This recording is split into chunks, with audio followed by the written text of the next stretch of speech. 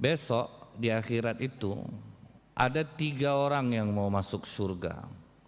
Satu, orang berilmu, para ustadz, orang-orang yang mengajarkan agama, Al-Quran. Kemudian yang kedua, mujahid. Kemudian yang ketiga, dermawan. Pertama kata Allah, yang mujahid, yang alim, yang mujahid masukkan duluan. Apa kata yang mujahid ini? Jangan saya ya Allah, kalau bukan karena para alim ulama, kami tidak akan tahu keutamaan berjihad fisabilillah. Dari mereka lah kami mendapat pengetahuan itu. Dahulukan ustadz-ustadz kami yang masuk. Nah, masuk ustadz. Apa kata Allah? Masuk kalian duluan. Kata para alim ulama ini, jangan kami ya Allah, kalau bukan dermawan yang menolong dakwah kami tentu akan tidak tenang berdakwah. Karena yang nama dakwah ini pasti butuh dana. Pasti dia butuh dana. Kalau tidak ada para dermawan yang membantunya, bagaimana orang sampai ke pelosok-pelosok? Bagaimana orang mau bergerak? Nah, jadi yang kita cari dermawan sebetulnya. Jangan proposal yang kita masukkan. Cari dermawan. Berdoa kita dapat orang yang yang betul-betul semangat di dalam hal pengajian-pengajian. Macam Masjid Nurul Yakin itu, ketua masjidnya memang bersemangat dengan pengajian. Ketua masjid kita ini memang bersemangat dengan pengajian. Nah, kita doakan juga dapat orang yang semangat dengan pengajian. Jadi itu udah enak kita nanti itu. Jadi kita nggak perlu ngemis lagi, nggak perlu kita nyari-nyari lagi. Nah, jadi akhirnya siapa yang dimasukkan duluan? Orang dermawan. Orang dermawan ini dimasukkan karena dia memiliki zikir yang paling tinggi yang tidak semua orang bisa. Apa zikir yang paling tinggi itu? Memberi kehidupan kepada orang lain. Jadi yang jadi pengusaha itu kejarlah jadi pengusaha itu. Satu orang aja kita beri kehidupan sama dengan kita menyelamatkan seluruh manusia. Itu zikir paling tinggi.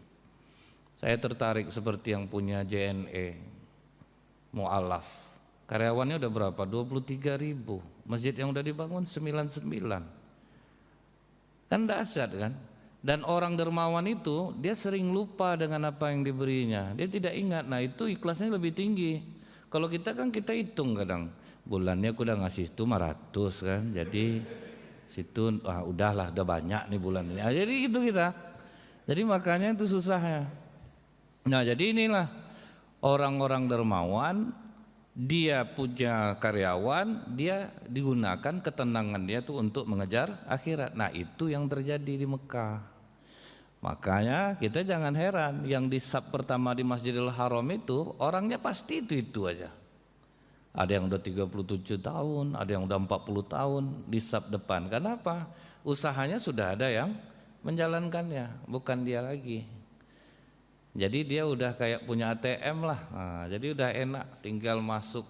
Jadi dia kejar akhirat. Nah, dengan amalan dia ini menunjang usaha dia. Nah, kita kebanyakan kan ngandalin otak, ngandalin pikiran. Sama dengan cerita profesor yang melihat anak-anak orang Islam bahagia. Siapa yang buat kalian bahagia? Allah. Memang pernah kalian nengok Allah tuh? Enggak. Pernah kalian memegang Allah itu? Enggak. Di dalam ilmu pengetahuan, sesuatu yang tidak bisa dipegang, sesuatu yang tidak bisa dilihat, tidak ada. Memang itu definisinya. Akhirnya yang anak-anak ini nanya, profesor tahu itu dari mana? Dari ilmu pengetahuan yang saya pelajari.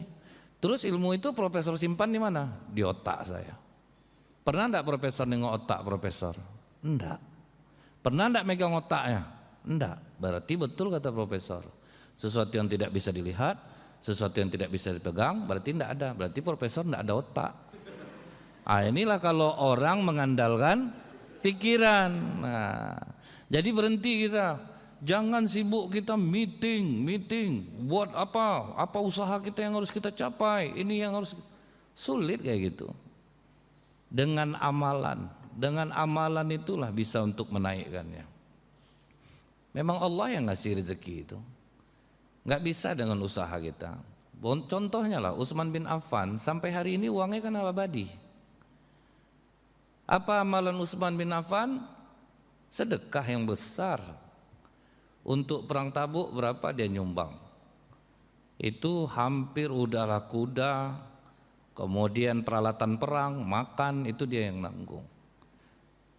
Jadi memang kata Rasulullah, Utsman hartanya akan abadi, tidak akan ada yang membahayakannya selamanya. Bayangin Rasulullah cuma ngomong gini aja, siapa yang membeli sumur Raumah, sumur milik orang Yahudi, aku janjikan 1 batang pohon di surga. Cuma 1 batang pohon di surga dijanjikan. Langsung Utsman bilang, berlakukah untukku ya Rasulullah, juga untukmu Utsman. Kalau kita gitu kan, kalian nyumbang nih dapat 1 pohon surga, yang lain lah bidadari kayak apa kayak. Tapi bagi sahabat tidak ada yang remeh di surga. Semua yang dijanjikan mereka semangat. Dibeli sama Utsman, harganya fantastis. Sumur batu pakai tanah jelek. Ditawar Utsman berapa? 20.000 dirham. Berapa 20.000 dirham? Uang kita 1,8 M. Uang zaman dulu sampai sekarang sama ukurannya. Contohnya kambing hari zaman Rasulullah harganya berapa? 1 dinar. 1 dinar berapa? 2.378.000, sama kan? Nggak ada bedanya, sama aja. Karena emas itu dia pasti stabil terus. Ini 20.000 dirham, 1,8 M. Akhirnya dia nggak mau, kata orang Yahudi ini, aku nggak mau. Akhirnya kata Utsman, atau gini lah, 20.000 dirham itu sehari punya aku sumur nih, sehari besok punya kau. Kalau itu aku setuju. Akhirnya pas di giliran sumur itu milik Utsman, disuruhlah umat Islam ambil air untuk 2 hari. Nah, diambillah air untuk 2 hari. Pas giliran orang Yahudi itu punya sumur itu nggak ada lagi yang beli, karena udah diborong kan untuk 2 hari. Akhirnya nyerah orang Yahudi ini. Ya udahlah Utsman, tambahlah 20.000 dirham lagi, 3,6 M beli sumur untuk mendapatkan surga. Sehingga sampai hari ini di sekitar sumur Raumah itu ada pohon kurma milik Utsman bin Affan yang terus berbuah.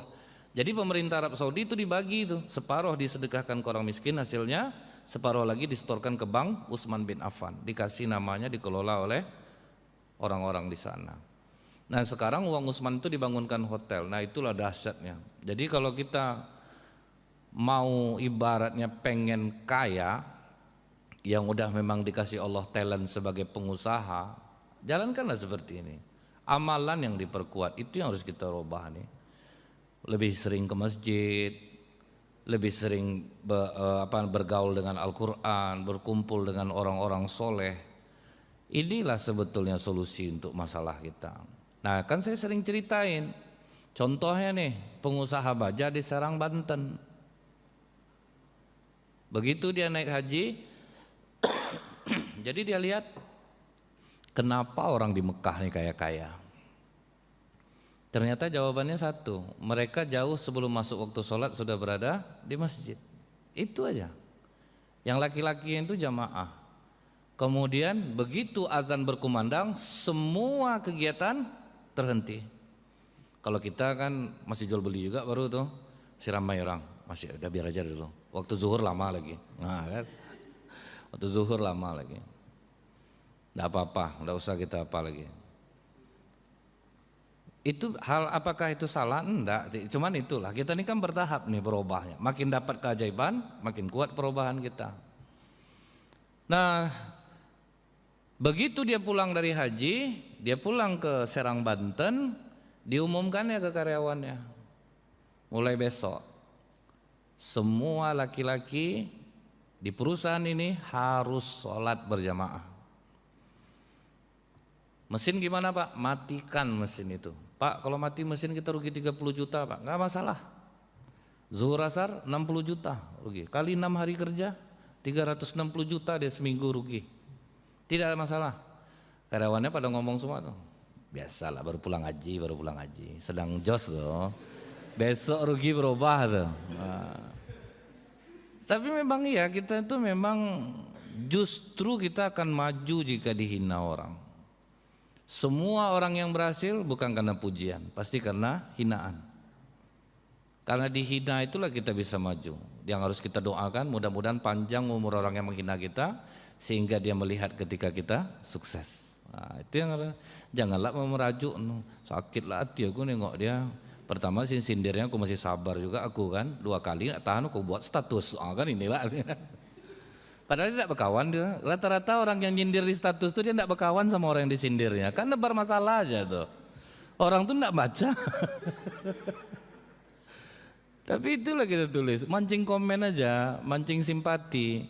Makin simpati orang ke kesedihan kita, makin hancur hidup kita. Makin hancur kita.